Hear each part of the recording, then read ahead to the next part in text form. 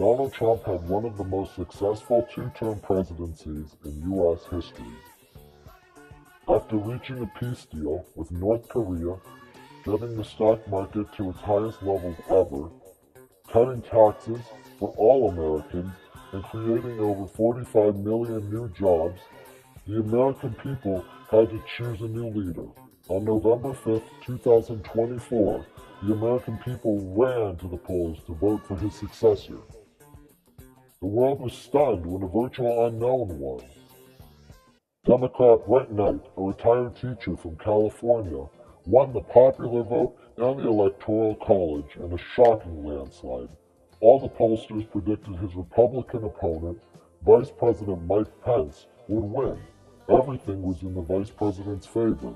The country was doing great, and everyone loved Donald Trump.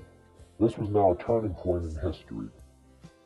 On Inauguration Day, President Knight promised his people that he would spend every waking hour fighting for the common good of America. But soon after President Knight took office, things went downhill. He introduced a bill that would guarantee free college for all Americans. But the House and the Senate revolted against this. Although it passed by a slim margin in the House, it was beaten down in the Senate. This was only the first of many public embarrassments for this young presidency. In midsummer of Knight's first year in office, the market crashed and the US dollar became almost worthless. Millions of Americans protested in the streets. Millions of jobs were lost. The country was now in ruins. Knight's approval rating fell to 15%, but the worst had yet to come.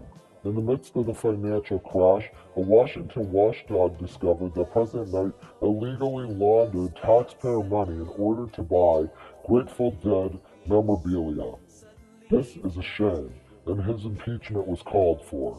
On December 15, 2025, President Knight announced that he would resign the presidency. He was the only one to do this after Richard Nixon himself. His vice president, Bob Weir, took office as the 47th President of the United States after Knight left the White House. After leaving office, Knight was seen as one of the worst presidents in history, but people gave him credit for his work in African countries, trying to spread the music of the Grateful Dead and Tom Petty to children in need. Millions visit his presidential library each year to learn about a now forgotten hero, Mr. Brent Knight.